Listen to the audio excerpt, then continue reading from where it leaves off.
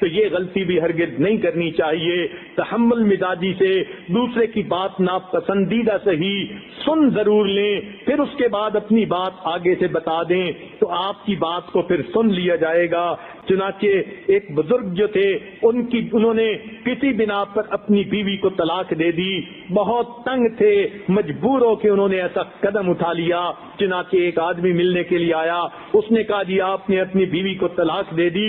انہوں نے آگے سے کوئی بات نہیں کی، فرمانے لگے ارے میاں جب وہ میری بیوی تھی میں نے اس وقت اس کی غیبت کبھی نہیں کی تھی، اب تو وہ اجنبیہ بن گئی، اب میں اس کی غیبت کیسے کر سکتا ہوں؟ تو سوچئے ہمارے مشائخ تو اپنی بیویوں کی غیبت سے بھی پرہیز کیا کرتے تھے اور بیویاں اپنے خامدوں کی غیبت سے بھی پرہیز کیا کرتی تھیں۔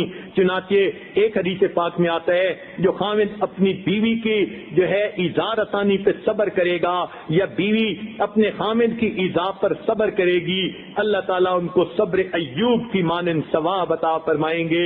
لہذا یہ جو صبر کر جانا ہے یہ بھی بہت بڑی بات ہے، اللہ تعالیٰ کے ہاں بخشش کا ذریعہ بن جاتی ہے۔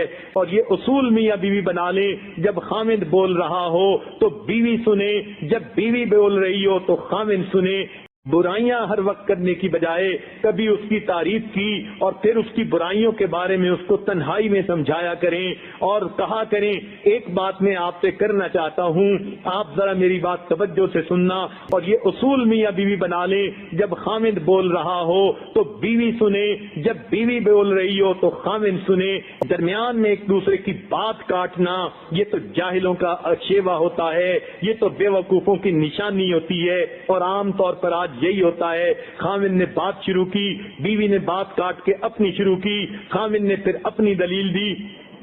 چنانچہ ایک دوسرے کی سننے کی بجائے دونوں اپنی اپنی سنا رہے ہوتے ہیں، سن کوئی بھی نہیں رہا ہوتا، اور یہی گھروں کی جو ہے وہ بربادیوں کی وجہ بن جاتی ہے۔ جیسے کسی نے ایک عجیب بات کہی تھی کہ جب میری شادی ہوئی شروع میں بولتا تھا میری بیوی سنتی تھی، جب میری شادی ہوئی شروع میں بولتا تھا میری بیوی سنتی تھی، پھر جب اولاد کافی ہو گئی وقت آیا کہ جب بیوی بولتی تھی اور میں سنتا تھا، اور پھر جب ہم دونوں بوڑھے ہو گئے تو ہم دونوں بولتے تھے اور محلے والے سنتے تھے۔ تو بات ایسی بن جاتی ہے کہ کئی مرتبہ میاں بیوی دونوں بول رہے ہوتے ہیں، اولادیں سن رہی ہوتی ہیں، یہ قریب کے پڑوسی سن رہے ہوتے ہیں۔ تو یہ غلطی بھی ہرگز نہیں کرنی چاہیے۔ تحمل مزاجی سے دوسرے کی بات ناپسندیدہ صحیح سن ضرور لیں، پھر اس کے بعد اپنی بات آگے سے بتا دیں تو آپ کی بات کو پھر سن لیا جائے گا۔